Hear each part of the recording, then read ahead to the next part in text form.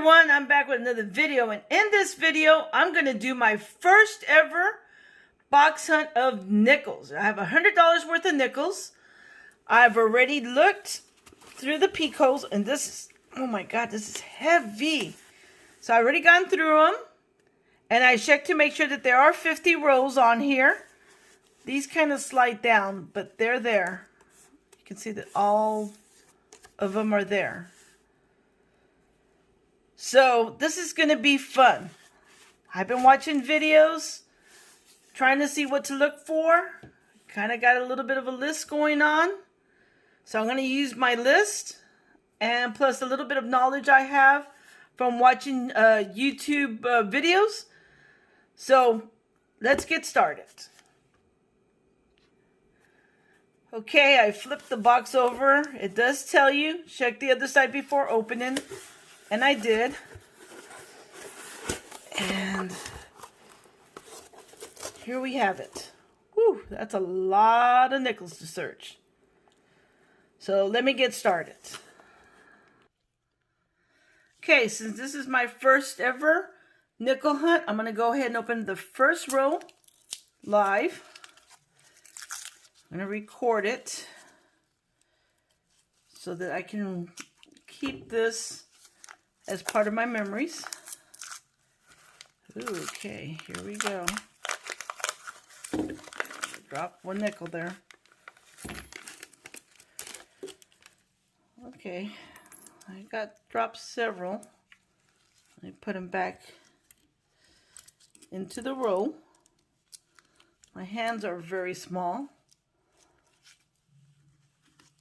Okay, so let's look at the stack. And they all appear to be the newer ones, no silver. I do have this one that's kind of dirty looking. Is that a penny or something? Nope, it's just a dirty nickel. Bring it up close. It's a 1998, and that is very dirty. Okay, so let me go through this roll. For sure there was no silver there. And let me see what I find. After searching that roll, this is the only thing I found.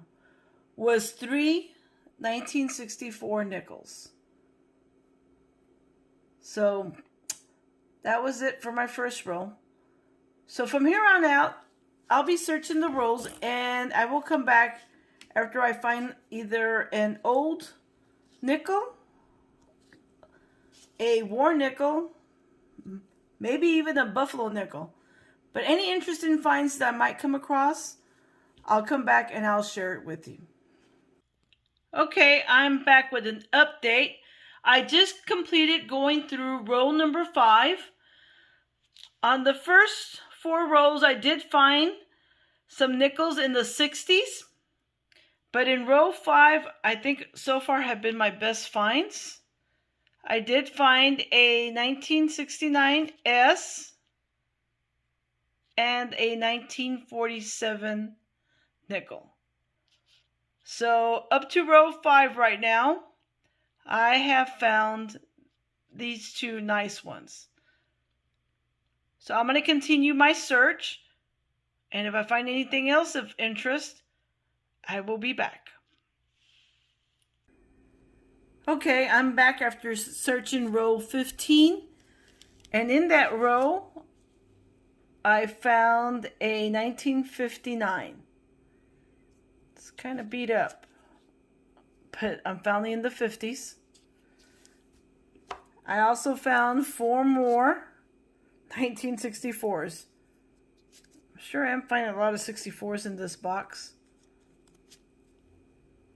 And the youngest date so far is a 2012. I found a lot of 2012s in very good condition. So that leads me to believe that this box here is about 8 years old. And this is the box again that I found at the antique shop. So let me continue hunting and I'll be back. Okay, I'm back with row 18. I did find another one from the 50s, the 1959. I also found a 1961,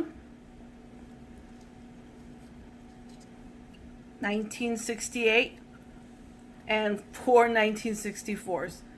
Boy, have I been finding a lot of 64s. Okay, well, let me continue. Hello, everyone. I'm back with row number 24. And I think I might have found something. So let me aim my camera at my computer. Let me zoom in. Zoom in some more. Let me adjust. Okay. Now this is a 2004 nickel. And this is just a regular 2004 nickel.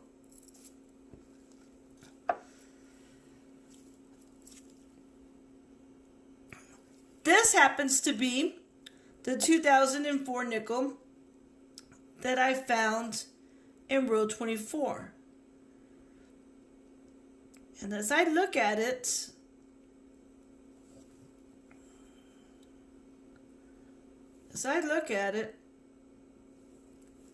right below the 2 here and the 4, the 0 and the 4, it looks like there's doubling taking place. It has that little indentation. And then right here at 4, it looks like a little slope. Also down here in the 0.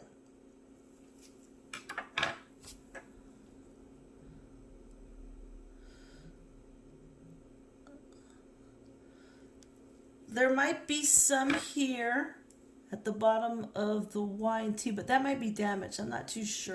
Let me rotate it some more.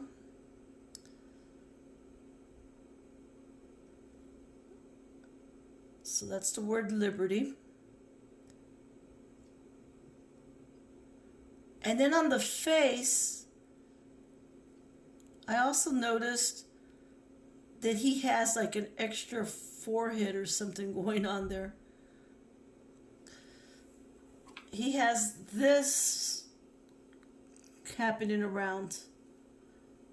Now this part is supposed to be part of the design, but right here, I found that to be kind of odd.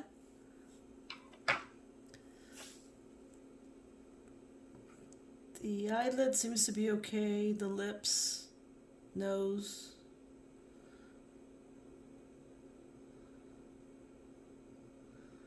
There's the trust. Looks like there might be something down here under the U.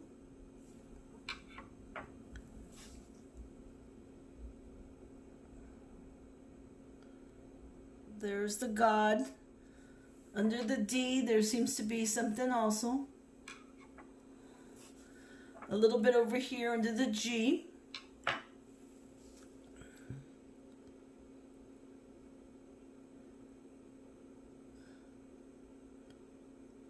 Here an N. So I believe I found a double die obverse. I am not 100% sure, but it sure does look like one. And let me go back to the face. This is the forehead of the one with the double die. And here's the regular. So, like I said, I know that this part was supposed to be there, but that part right there looked different.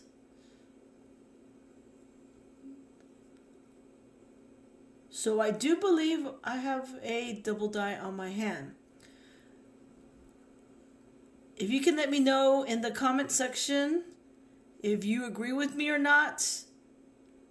But if it is, this is a really cool find in the My Nickel box. So, wow. Well, let me continue hunting, and I'll be back if I find anything else as I go along. I'm back at the very end of roll number 24. I found a 1941 nickel. So I thought I'd share that. Okay, the very first coin in row 25 got me another 1941 nickel. But as you can see, there is damage to the date, but I'll still take it. So let me continue hunting.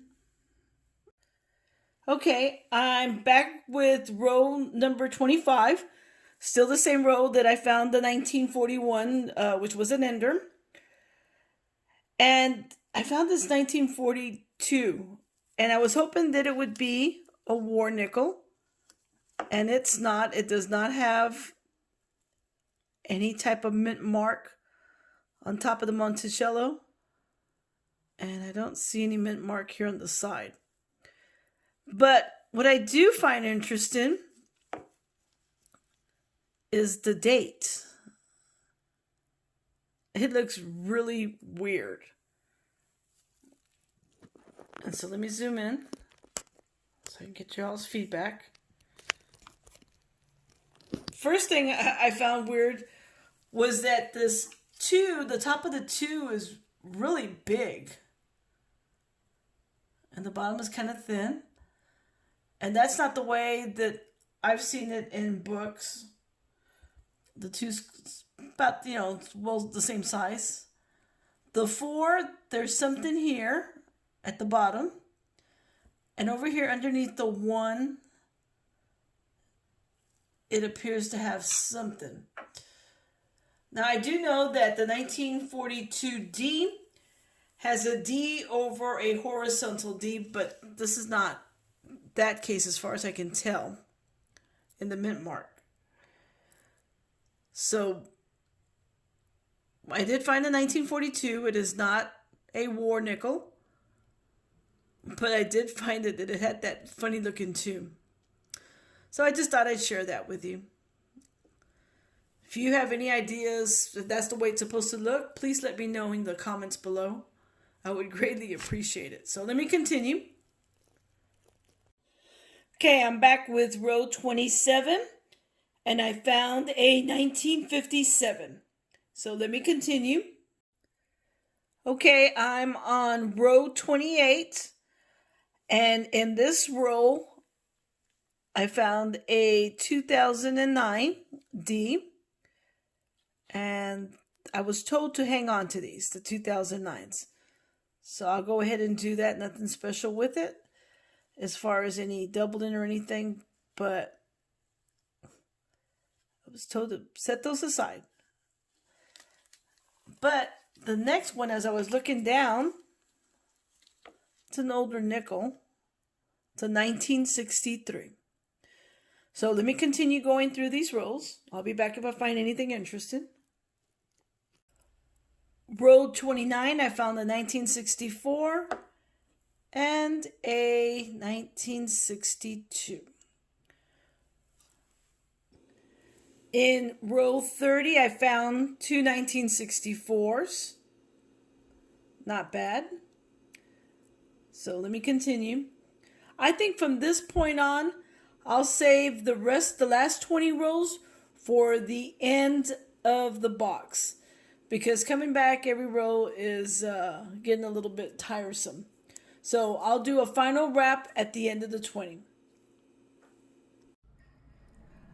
Okay, I'm back with an unexpected find.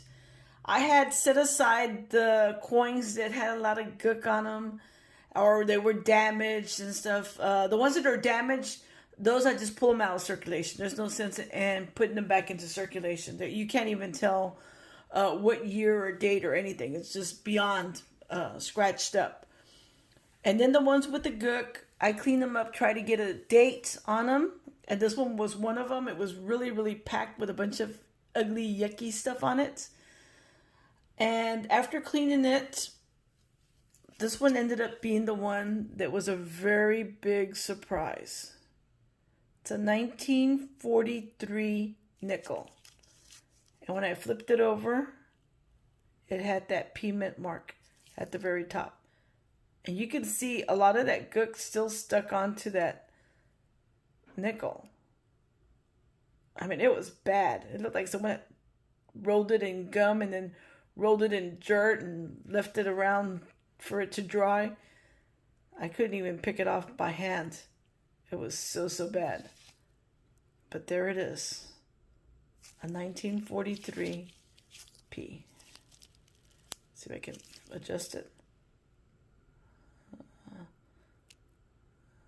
So I found silver. I knew cleaning it wouldn't matter because it was beyond salvageable, or at least I thought it was. But I was able to get the date and I was able to get that P mint mark. So I'm very happy that in my first box hunt, I did find a war nickel.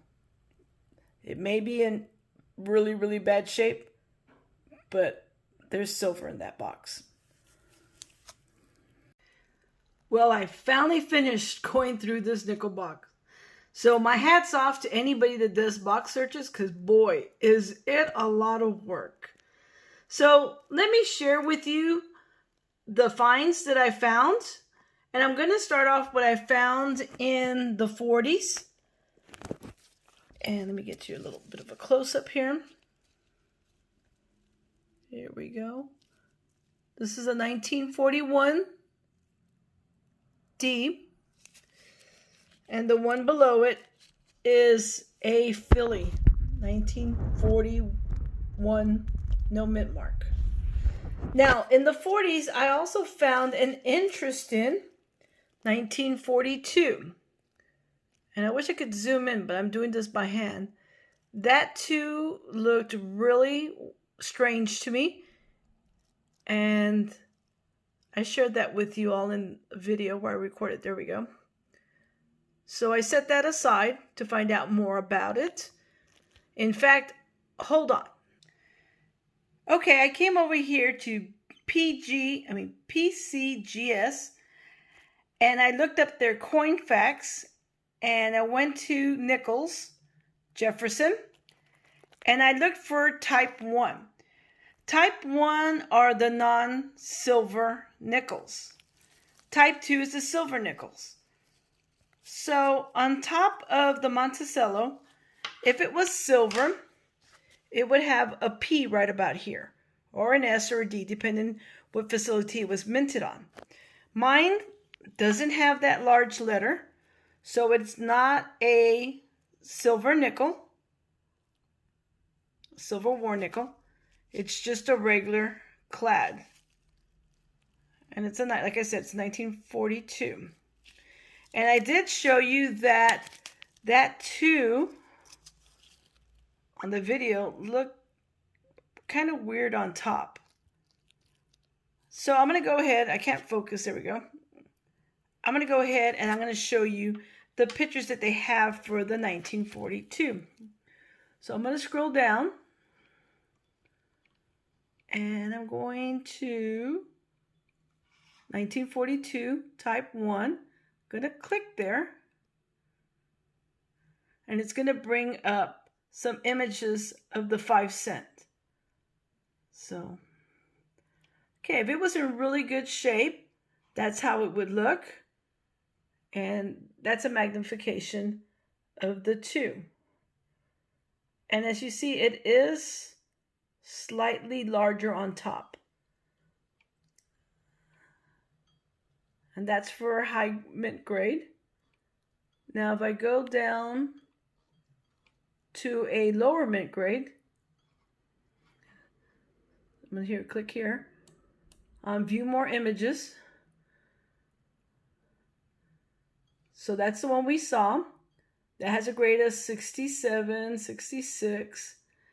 And as I notice as I go through, it tells you the features and stuff, what it's going to look like. Now mine is pretty rough.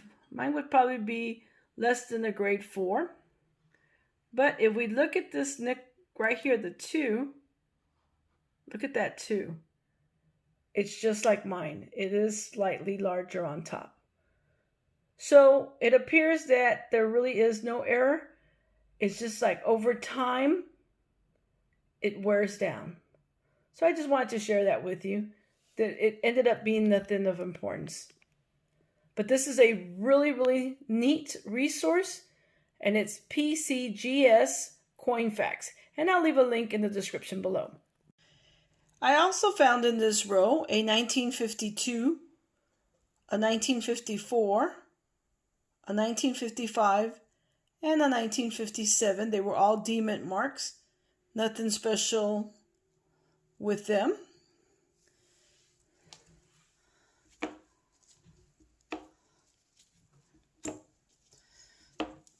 All of these are 60, starting off with 60, 61, 62, 63. The ones on top are all D. And these two in the bottom, the 62 and 63 they have no mint mark. This large stack is 1964D, and the small stack is 1964, no mint mark. Then I jumped over to 1966, no mint mark, 1967, no mint mark, and a couple of 1969s, D mint mark. And I also pulled out, there's nothing special about these, but I went ahead and pulled them out because I can use them for my nickel album. And they're 1970Ds. So I'm going to try to pick the best one to go into my album. As far as other finds, these are S Mint, San Francisco Mint. So we'll start off with a 1968 S.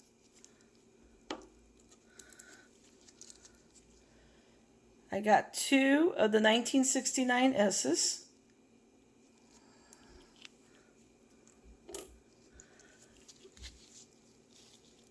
This is a 1970S. This stack right here, these are all 2009 Ds. So I pulled that out. So that's pretty cool. And then the last one, this one was the one that was kind of questionable, if I get it to focus. It doesn't look like I'm going to be able to. Okay. I'm not really able to zoom in. Or at least let me try. Yeah, it's not going to really focus. There it is. You really can't see it like this, but I did show it on my computer monitor, and it did look to be a double die. But you can see this better on that clip, that video clip that I inserted before this. So this was a pretty cool experience.